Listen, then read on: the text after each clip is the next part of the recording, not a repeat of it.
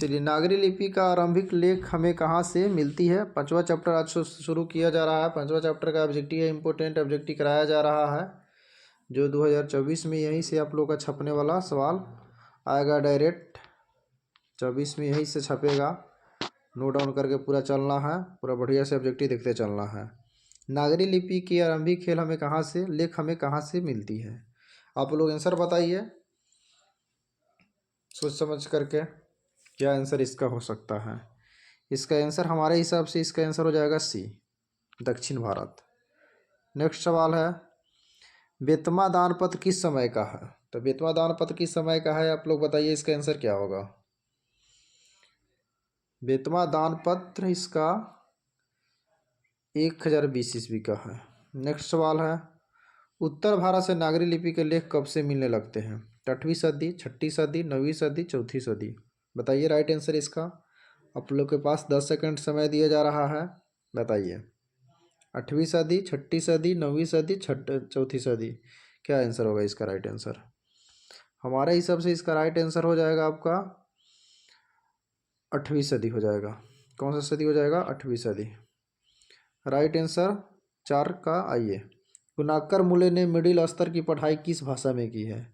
गुणाकर मुले ने मिडिल स्तर की पढ़ाई किस भाषा में की है।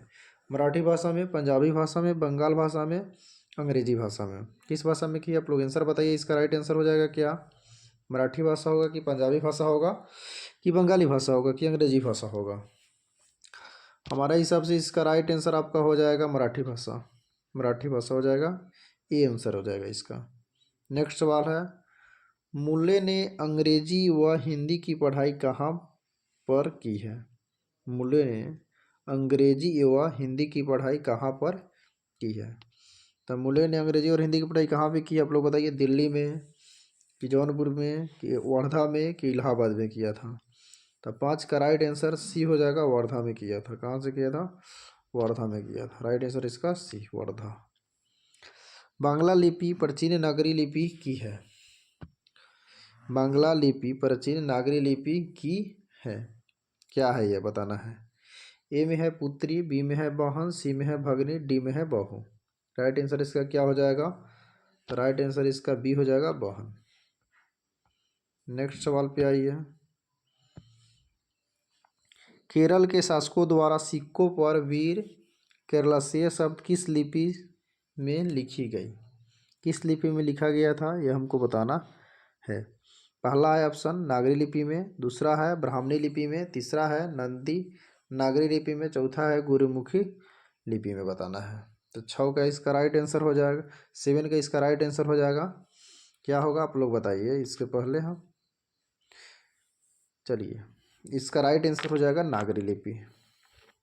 नेक्स्ट सवाल है, पहले पहल किन राजाओं के लेखों के लिपि को ही नंदी नगरी नाम दिया गया था। पहले पहल किन राजाओं के लेखों को। तो इसका देवगिरी के राजाओं को, विजयनगर के राजाओं को, राष्ट्रकूट के राजाओं को, चोल राजाओं के राजाओं को किसको दिया गया था बताइए। तो इसका राइट आंसर हमारे हिसाब से आप लोग बताइए जल्दी, पहले फटाफट बताइए क्या होगा। इसका राइट आंसर हो जाएगा विजयनगर के राजाओं के, विजयनगर। नेक्स्ट सवाल है, उत्तर भारत के विशेष स्थापत्य शैली को क्या कहते हैं। उत्तर भारत के विशेष स्थापत्य शैली को ललित शैली, अभिनव शैली, विराभट शैली या नागर शैली कहते हैं। क्या कहते हैं, तो हमारे हिसाब से इसका राइट आंसर हो जाएगा डी, 9 का डी हो जाएगा, नागर शैली हो जाएगा। नेक्स्ट सवाल है, देवनागरी लिपि में मुद्रण के टाइप कब बने। 2 सदी पहले बने, 2 दशक पहले बने, 20वीं सदी में, 11वीं सदी में। बताइए राइट आंसर इसका क्या होगा। राइट आंसर इसका हो जाएगा आपका 2 सदी पहले बना था, 2 सदी पहले। ए आंसर हो जाएगा इसका, 10 का ये हो जाएगा। नागरी लिपि कब एक सर्वदेशिक लिपि थी। 15वीं सदी में, ईसा पूर्व काल में, 8वीं 11वीं सदी में, कभी नहीं। राइट आंसर 11 का क्या होगा, जल्दी जवाब दीजिए आप लोग, कमेंट में जल्दी जवाब दीजिए फटाफट। इसका राइट आंसर हो जाएगा सी हो जाएगा, सी हो जाएगा, 18वीं या 11वीं सदी में। 12 नंबर सवाल पे आइए। पहले दक्षिण भारत की नागरी लिपि क्या कहलाती थी? पहले दक्षिण भारत की नागरी लिपि को हम क्या कहते थे? तो दक्षिणी भारत के नागरी लिपि को पहले सिद्धम कहते थे। क्या कहते थे? सिद्धम। डी आंसर हो जाएगा। गुणाकर मूल्य ने विभिन्न विषयों पर कितने निबंध लिखे थे? गुणाकर मूल्य ने कितने निबंध लिखे थे? तो 13 का राइट आंसर बताइए फटाफट। 13 का राइट आंसर 2500 से अधिक। 2500 से अधिक। 2500 से अधिक बी आंसर हो जाएगा। भारतीय लिपियों की कहानी कितनी प्रसिद्ध रचना है? कितनी प्रसिद्ध रचना है? भारतीय लिपियों की कहानी किनकी प्रसिद्ध रचना है? तो गुणाकर मूल्य, नलिनी बचन शर्मा, महादेवी वर्मा, सुमित्रानंद पत्तन।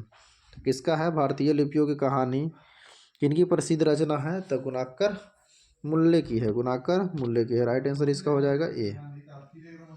आइए नेक्स्ट सवाल पे आते हैं। इस्लामी शासक का आरंभ काल है। इस्लामी शासक का आरंभ काल कब का है?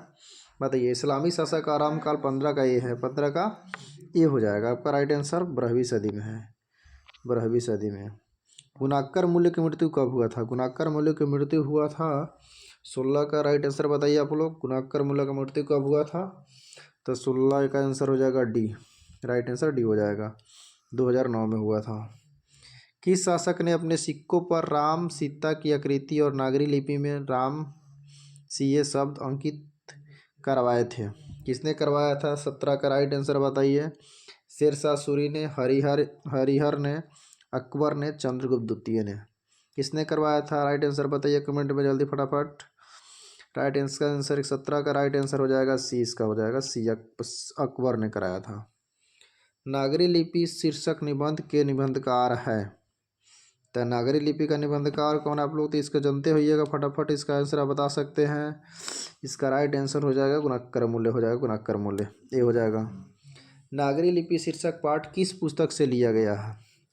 अक्षर की कहानी, भारतीय लिपियों की कहानी, अक्षर का था, इनमें से कोई नहीं। तो फटाफट आंसर आप ही जानते होइएगा। भारतीय लिपि की कहानी, इसमें लिपि के ही बारे में चर्चा है तो भारतीय लिपि की कहानी ही हो जाएगा। नेक्स्ट, मराठी भाषा की लिपि कौन सी है?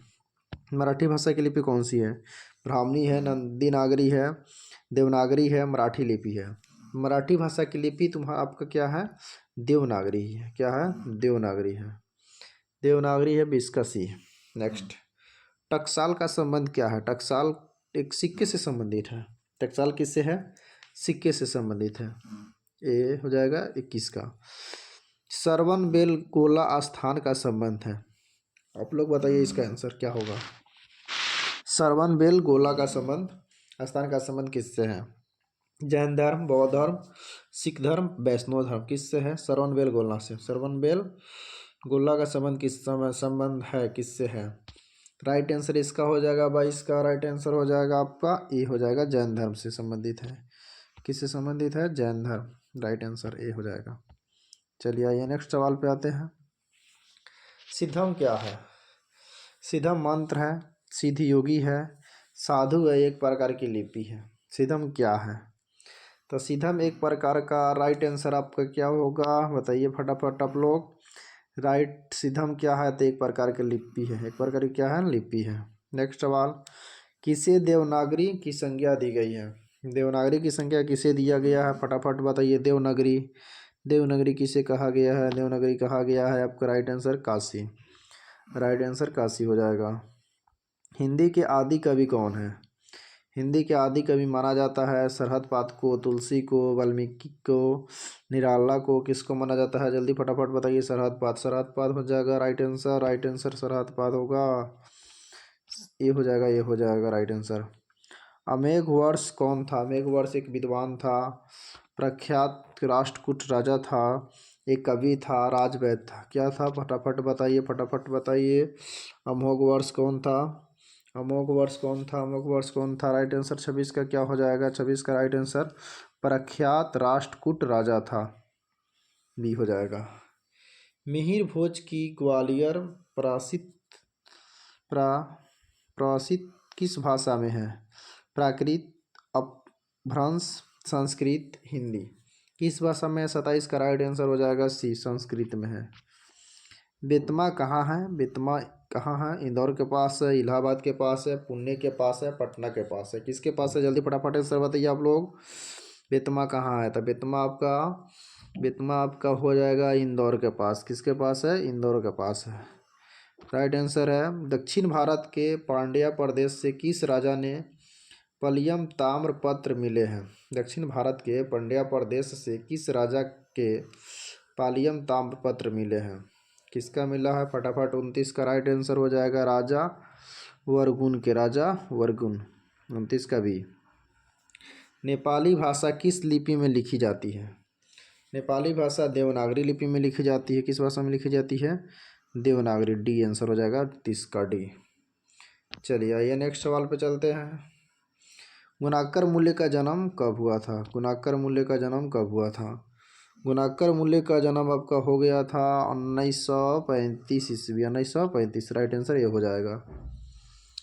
गुणाकर मूल्य का जन्म कहाँ हुआ था? गुणाकर मूल्य का जन्म आपका हुआ था 32 का हो जाएगा केरल, तमिलनाडु, महाराष्ट्र, उत्तर प्रदेश। बताइए कहाँ होगा गुणाकर मूल्य का जन्म हुआ था? राइट बताइए आप लोग फटाफट कमेंट में कमेंट करके बताइए, फटाफट बताइए।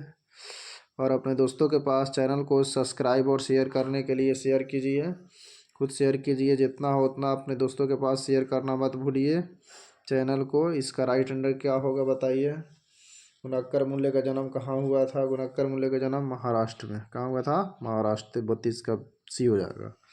इन्होंने किस पुस्तक में पुरानी लिपियों को विस्तृत जानकारी दी है?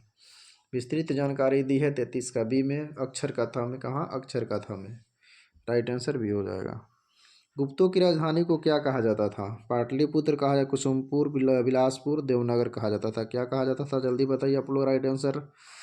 पाटलिपुत्र, कुसुमपुर, बिलासपुर, देवनगर। क्या कहा जाता था? देवनगर कहा जाता था। ये हमारे 2022 का टॉपर स्टूडेंट है कोचिंग का, और इस साल का 2023 का आपका उमजीत बाबू है 445, सोनू कुमार रहा 436, सुधीर बाबू 408। इसी तरह और भी बचा रहा है। आप लोग भी इस तरह का नंबर लाना चाहते हैं तो हमारे चैनल से बने रहें। आपको इस नंबर चैनल पे A to Z video objective से लेकर के सब्जेक्टिव कराया जाएगा। हर एक वीडियो कराया गया है। आप लोग जा कर के प्ले लिस्ट से हर एक चैप्टर का हर एक वीडियो देख सकते हैं। और अपने दोस्तों के पास चैनल को सब्सक्राइब और शेयर करने के लिए मत भूलिए और शेयर कीजिए। चलिए आज इतना ही, फिर आप लोग से कल मिलते हैं नेक्स्ट क्लास में है छठा चैप्टर का ऑब्जेक्टिव लेकर के।